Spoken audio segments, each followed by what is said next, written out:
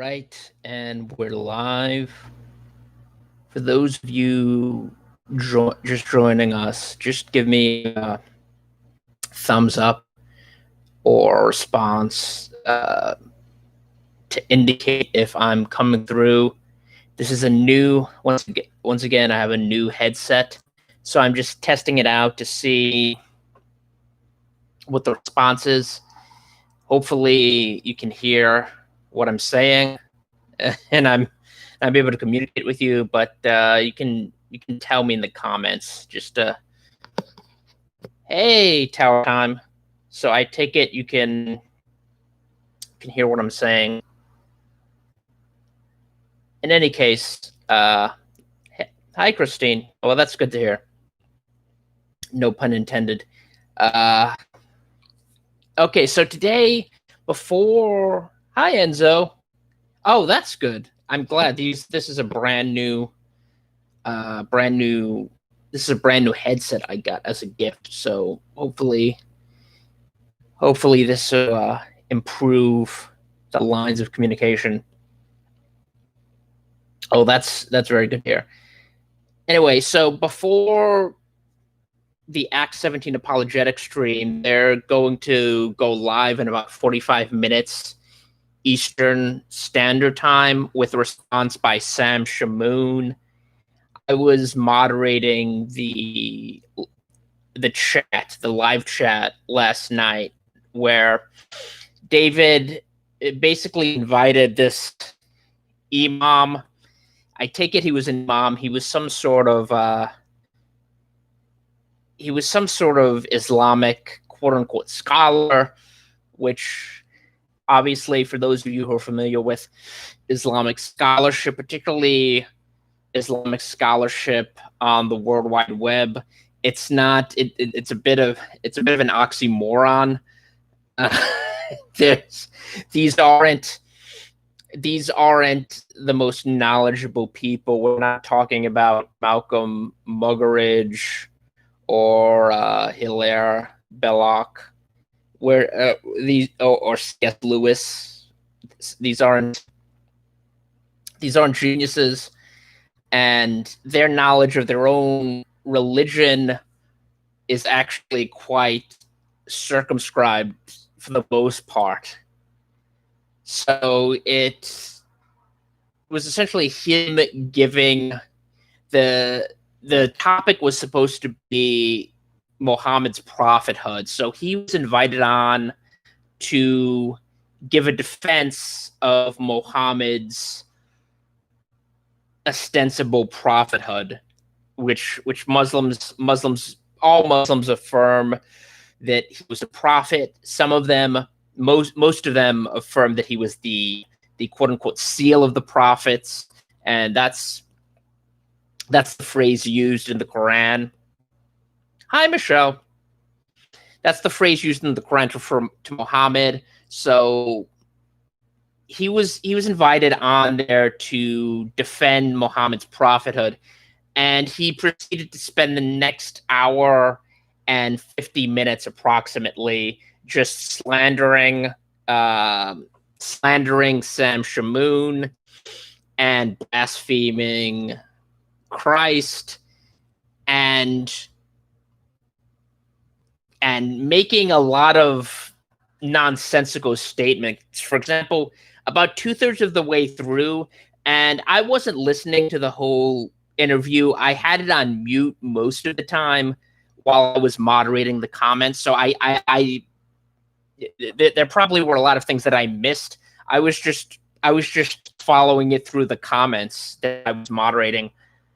But apparently at one point he said that the word Christian is never mentioned in the Bible.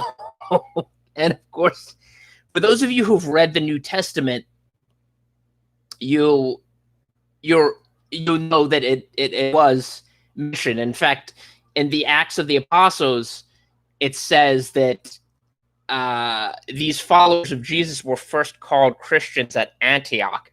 And Antioch is sort of a midpoint between when you're thinking about the the church age, the beginning of the church, the the beginning of the church, which started at Pentecost, and that evolution through, and it's described through, it's described by Luke through Acts, how the church evolved. So you had the church at Jerusalem, where at Pentecost you had thousands of Jews being thousands of Jews being given the Holy Spirit and becoming part of this church. And the church was still very wedded to the law in a lot of ways. You had the forms of worship, they still worshipped in the temple, and that was something that would change later on, but they still worshipped in the temple. They still were very zealous about the law, even though they were following Jesus now and were disciples of Christ. They were still very zealous about the law. And you even had people from that church go out, and Paul describes this in his epistles, particularly his epistle to the Galatians. There were people that came and followed him and tried to corrupt his teachings and try to mislead people who were learning about, who were being given doctrine by Paul in these churches that he had planted in Asia. So you had a very kind of an intermediary state where it was kind of like a newborn baby. So you had a very infantile church, and then once you got to Antioch, you still had people following the Apostles' Creed, and you still had a lot of elements taken over from the Church of Jerusalem, but it was evolving and it was changing into something different. And by the time you get to the Church of Ephesus, you have something that really is unique in terms of the church. The focus of the church is completely different. And you see this evolution in the book of Acts, particularly towards the end. The church at Jerusalem, and you also pick up on this in Paul's epistles, like in the epistles to the Corinthians, when he's asking these churches to send money, to send alms back to Jerusalem, because it's really waning in strength, and it's becoming weaker and weaker. And this just got worse as time evolved, as Israel became, the majority of Israel became more hardened against Christ and started to persecute Jewish believers. You had the church inside of Israel and inside of Jerusalem becoming more and more weak. But anyway, this is a very long tangent, but just to say that the guy that David invited on to his invited to give a defense of Muhammad did not give a defense of Muhammad. Like I said, he just made a bunch of nonsensical statements and very easily refuted statements, and slandered Sam Shamoon and attacked Christians. And there was even at one point he threatened, like most of these Muslim, these really tenacious defenders of Islam, he made an implied threat saying that Sam should be punished. In other words, we should enforce Sharia law, and the consequences of that, which are executing people who speak out against Muhammad. So if you attack Muhammad and make statements against Muhammad, even if they're factual, you're liable to be prosecuted and even executed in at least, I think, eight or nine Muslim countries have apostasy laws, but they also have laws against speaking out against Muhammad, even if you're not a Muslim. And those and it's a capital offense. And there are even more Muslim nations where you don't have you don't have where it isn't a capital crime, but you can still be prosecuted and you could still be honor killed, which is more likely. In a lot of these cases, particularly in countries like Pakistan, they don't enforce the law so much as just allow mobs of Muslims to murder the person who's being. And this has happened in other Muslim countries as well, like Egypt. But there was one point where he not so subtly threatened Sam. So that was basically what happened yesterday. And later tonight, in about a half hour or so, Sam is going to be given the floor to respond.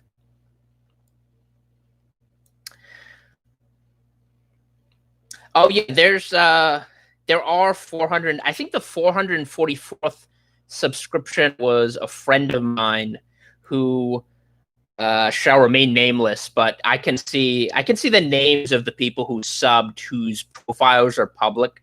So I have a good idea of. In fact, Sam Shamoon is actually one of my subscribers. I think, I'm not sure, but he may be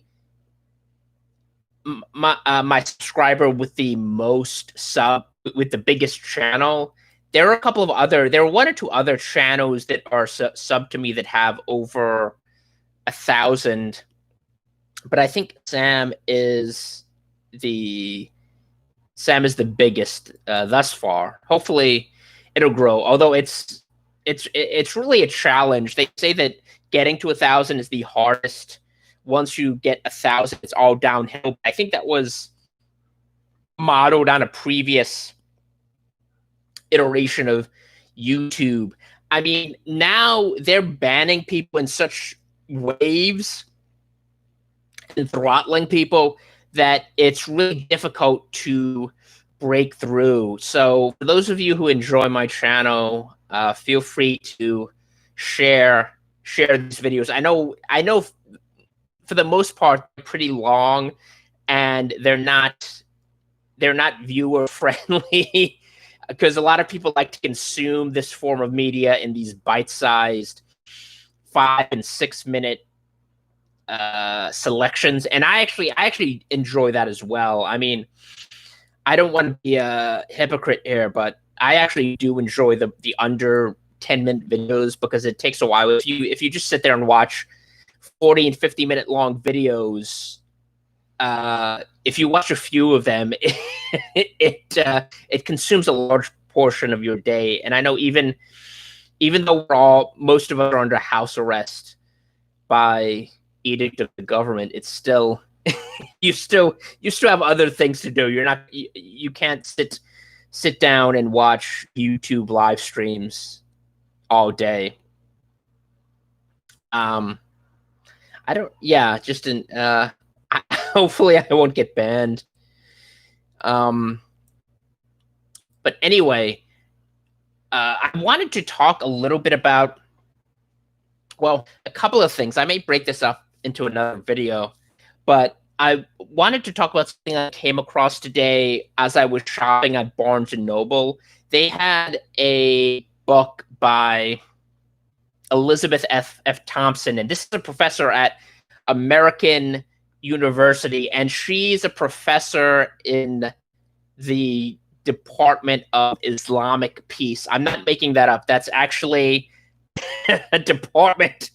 That's actually an academic department in American University, It's called Islamic Peace. and she wrote a book entitled How the West Stole Democracy from the Arabs. It was published earlier this year. I wasn't aware of it until I went down to Barnes & Noble today. And I thought it was hilarious when you actually look at the book, and in the back, of course, it's blurred by Rashidi Khalidi, one of our former president's BFFs, the radical professor at I think it's Columbia. Let me see. Yeah, he's the Department of History at Columbia. There was a group called the David Project, which was monitoring some of these Middle Eastern studies professors at Columbia. I don't know how many of you took MENA courses in college. I took, to the best of my recollection, I only took one real Middle Eastern studies course, and it was an introductory course taught by this man named Stuart Shar, and he would always brag. He was a very he was just like a stereotype. He would brag about being friends with Edward Said, and he would just use the class to go on these long-winded rants about about American imperialism and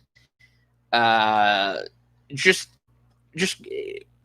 go off. But the course itself was kind of interesting. But most of these Middle Eastern studies courses, if you have enrolled in them, you're probably aware of the tenor of these classes. And even though you hear about people like Khalidi or Juan Cole is another big. In fact, if you go to her academic page, you'll find that one of the books she's reading now is by Juan Cole. So Juan Cole is another huge, very, very popular Middle Eastern studies professor. But my point is, most of these classes have the same coming from the same exact vantage point. It's an Arabist, sometimes an Islamist, an outright Islamist, pro. Well, it really depends on who's teaching the course, their age, and who was there. But they all come from this. Or most of them come from this Edward Said type perspective of Orientalism is bad.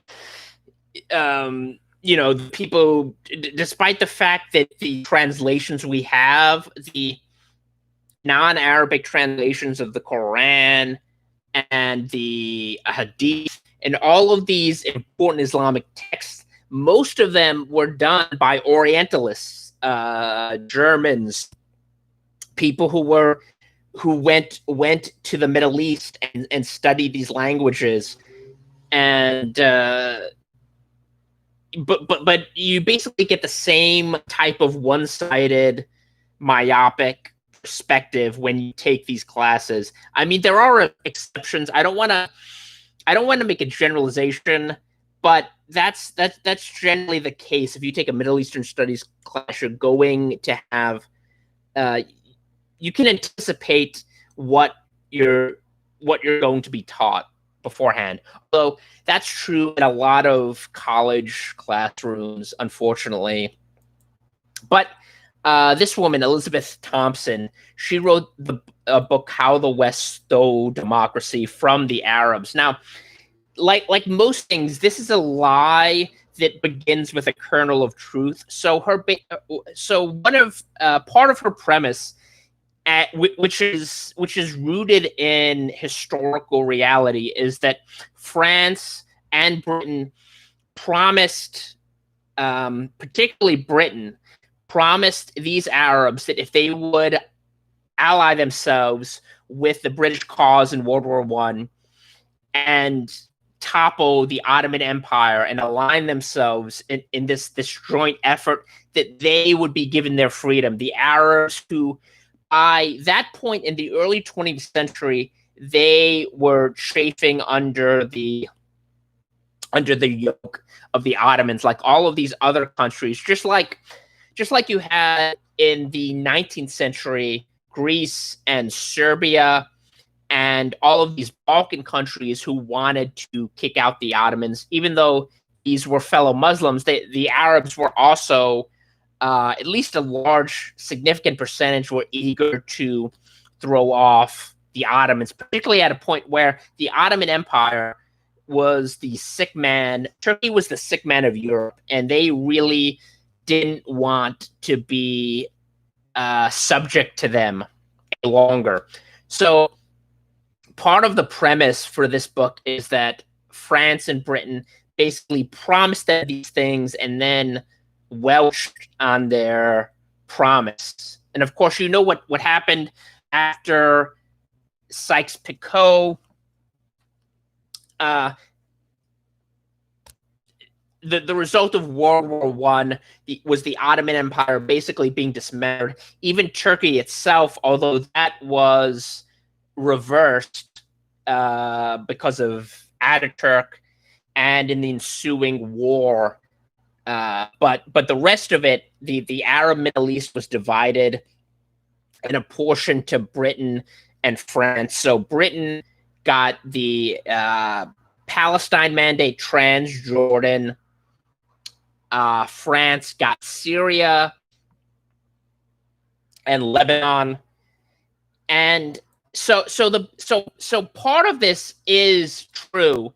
They were betrayed politically and diplomatically. They were given this promise, and it wasn't fulfilled to their satisfaction, obviously. But the book itself is not based on that premise. That's the first part, how the West stole democracy from the Arabs. But the subtitle below that is the Syrian Arab Congress of 1920 and the destruction of its liberal Islamic alliance. So her premise is not just that Britain and France betrayed the Arabs politically, diplomatically, which is a very plausible thesis. Although I think the way that it's portrayed, particularly by Arabist or pro-Islamic sources, it's still a bit misleading, but it's accurate. But the subordinate clause there, the subordinate part of that, the destruction of the liberal Islamic alliance, is completely insane. So her premise in the book, it's not just that they were betrayed politically by these power-hungry, by these imperialist powers who wanted to expand their control of the Middle East, which again is a defensible position, at least. Her premise is that this action destroyed the nascent Islamic liberal alliance. So, if it weren't for the greedy designs of of 10 Downing Street and Paris, that you would have had the Middle East in the 21st century would be this utopia of you would have the Grand Mufti of Jerusalem officiating at same-sex civil unions on the Waqf. On in the Dome of the Rock, you would have you would have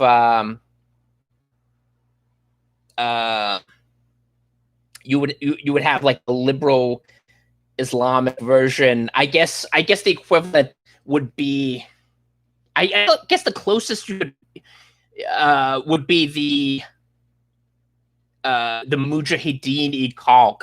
So Iran had this party, the MK, and it's still around. It's called the National Council of Iranian Resistance now, and you see these people. It's kind of a mixture of an anti-Khomeinist organization and a cult.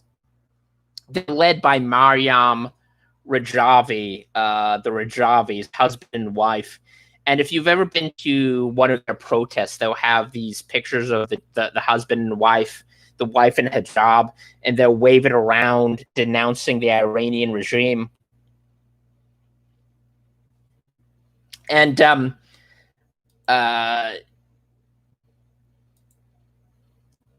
you'll it's like I said, it's a combination of an anti-Iranian government organization, like political organization, and a cult. But when it started in the 80s, it was a terrorist organization, and they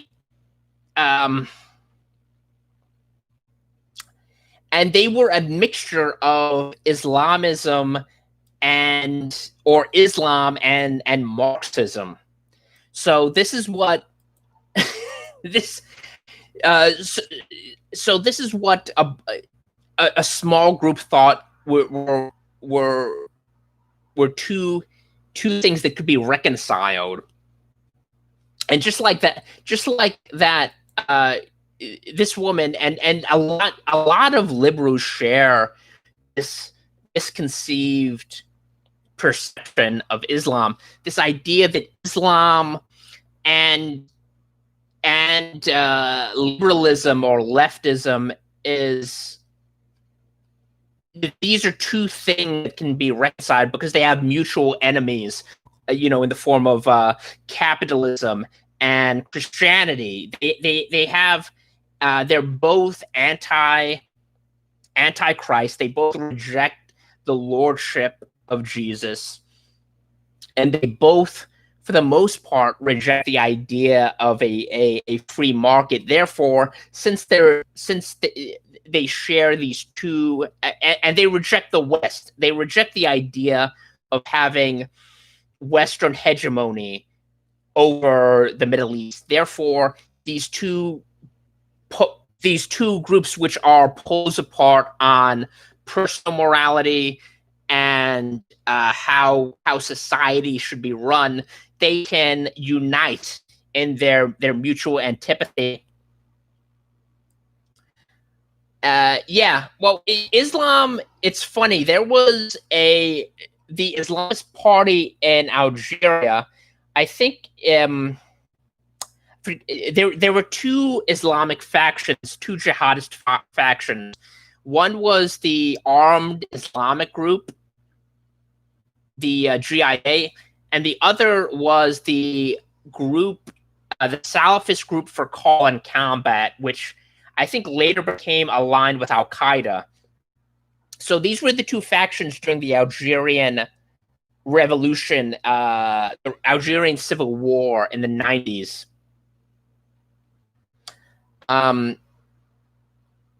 These were the two factions, and one of them, they said, we respect democracy. So in the election, the Islamists won, and afterwards it was canceled. But they said, we respect democracy. We believe in democracy. We believe in one vote, one man, one vote, one time. So in other words, Islamists believe in democracy in the sense that they'll use it as a tool in order to seize power, but that's the extent of their faith in democracy. They don't believe in it philosophically. They simply believe in it as a tool that can be used in order to further like, expand the domain of Islam. Hi, Alejandro. So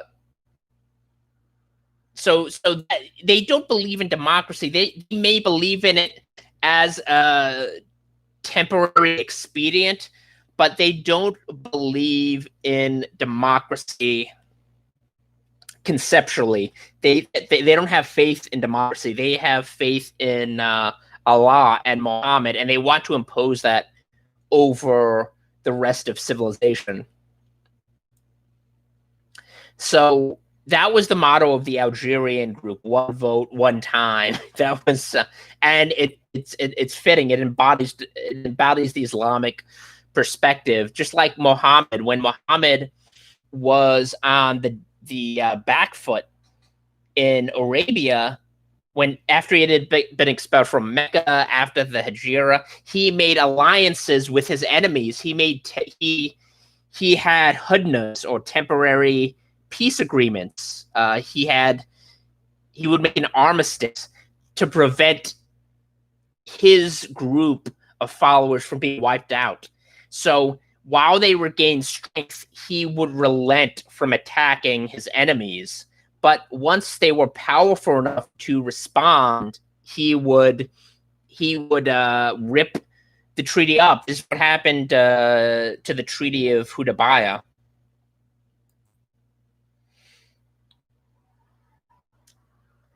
And that's why this book is so it reveals, I don't want to say the naivete, but just the willful blindness, and sometimes it's the deliberate lies, for lack of a better word, that you see from the left, trying to paint Islam as this benign democratic initiative that can, despite the fact that Islam and the left are polar opposites when it comes to social legislation, and how they disagree about who to worship. The left worships the state, and Islam worships Muhammad. And you can't, and unless the state is controlled by Muhammad, i.e. Islam, then the two are, it's like oil and water. They're not going to mix. And it also illustrates if this is an honest effort, if this isn't simply ideological warfare, and we can assume that she actually believes the things that she's printed in this book, it illustrates the delusional nature of the left. They want so badly to believe in their own ideology that they're willing to completely overlook. And this is someone who presumably has studied Islam for much of her adult life. So it's not as if she's woolly ignorant. This isn't like Ben Affleck or some clueless celebrity who's been told to praise the virtues of Islam. This is someone who actually presumably has insight into what Islam is and how it operates, and what Muslim people, for the most part, believe.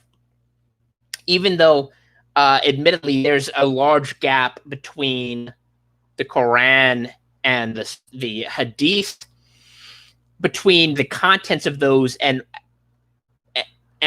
what ordinary Muslims actually observe and how they go about their everyday life. There's obviously a gap there, but notwithstanding that, it's still it's kind of mind-boggling that you have someone like this who's not willing to acknowledge that liberalism and Islam are not they're not it's not like one can seamlessly transition from one to the other, because they have mutually antagonistic values in a lot of areas. But again, besides their hostility for certain things like Christianity, like Western imperialism, besides that, they do not have a lot of commonality. They have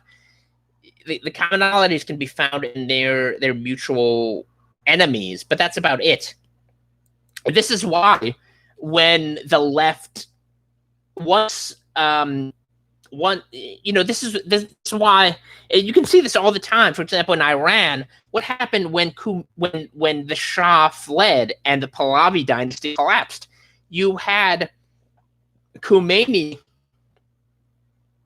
and his allies basically crush the left. These people who thought they were united, who thought that they could cooperate, that illusion was almost immediately dispelled.